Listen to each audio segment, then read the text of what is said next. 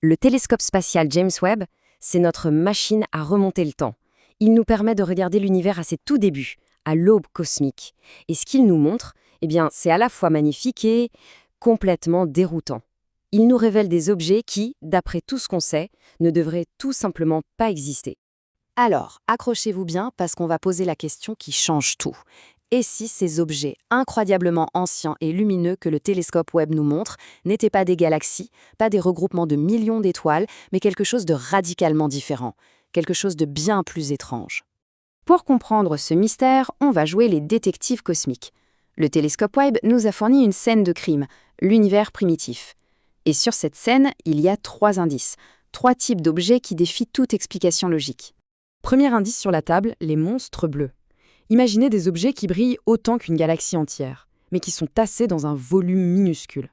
Et le plus bizarre, c'est qu'ils sont incroyablement propres.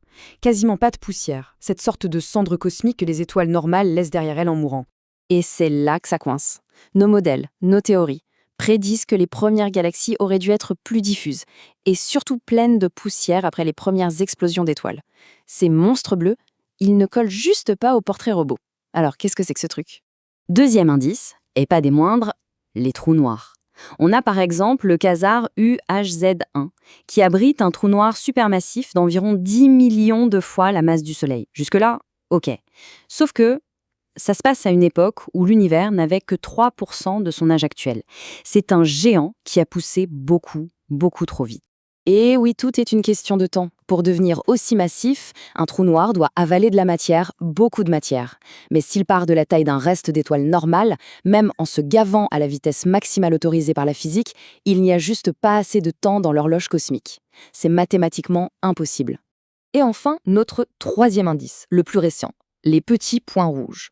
Encore une fois, ce sont des objets hyper compacts. Mais à la différence des quasars, qui sont des trous noirs supermassifs, très actifs et qui crachent des tonnes de rayons X, ces points rouges sont étrangement silencieux. Alors, si ce ne sont pas des galaxies, parce que la densité d'étoiles serait délirante, et que ce ne sont pas non plus des quasars normaux, à cause de ce silence radio, ou plutôt ce silence en rayons X, qu'est-ce que ça peut bien être? C'est une toute nouvelle catégorie de mystère cosmique.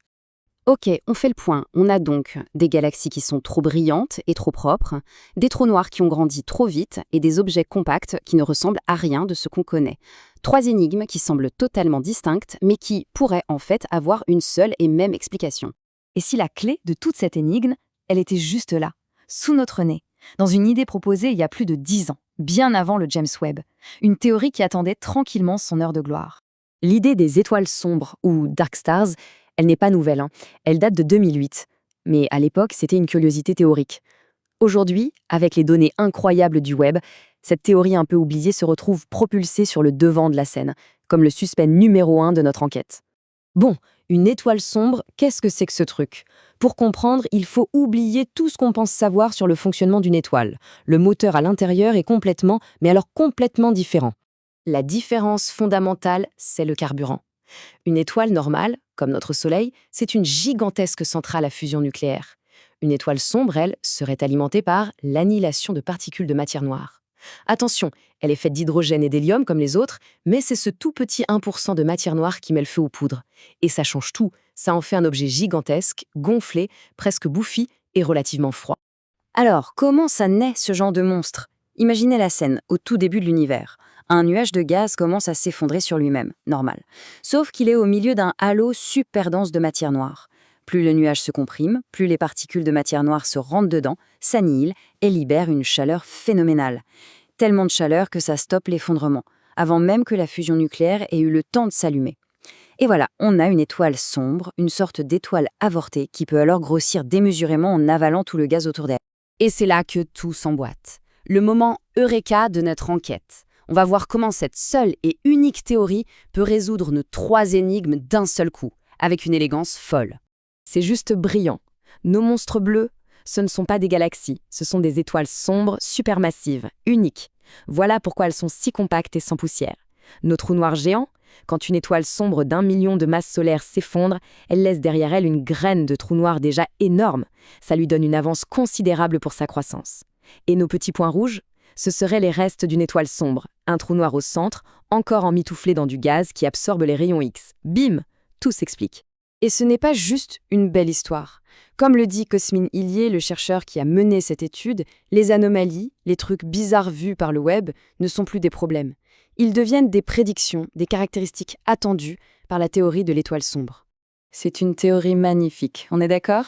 Mais en science, les belles théories ne suffisent pas. Il faut des preuves. Le smoking gun, l'arme du crime. Il faut trouver une signature unique, un indice irréfutable. Les théoriciens ont prédit qu'il y avait une chose à chercher, une sorte d'empreinte digitale cosmique. La lumière qui traverse l'atmosphère d'une étoile sombre supermassive devrait avoir une signature bien précise, une raie d'absorption de l'hélium. Un truc qu'on ne s'attendrait pas du tout à voir dans une galaxie normale à cette époque. Et la nouvelle, elle est incroyable.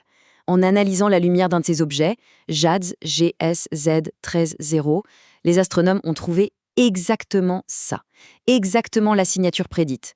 C'est peut-être l'indice qu'on attendait tous. Alors pour être sûr que ce n'est pas juste un coup de chance, un artefact dans les données, on calcule ce qu'on appelle le rapport signal sur bruit. Ici, il est d'environ 4,5. En clair, ça veut dire que la détection est statistiquement solide. C'est très probablement réel.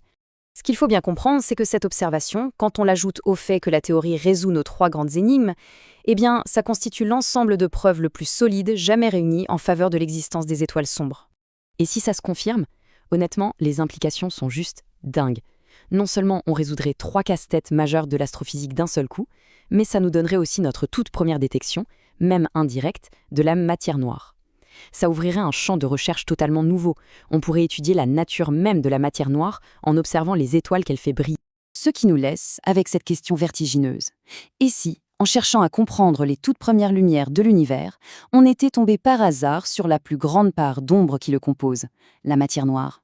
Décidément, le télescope Webb n'a pas fini de nous surprendre.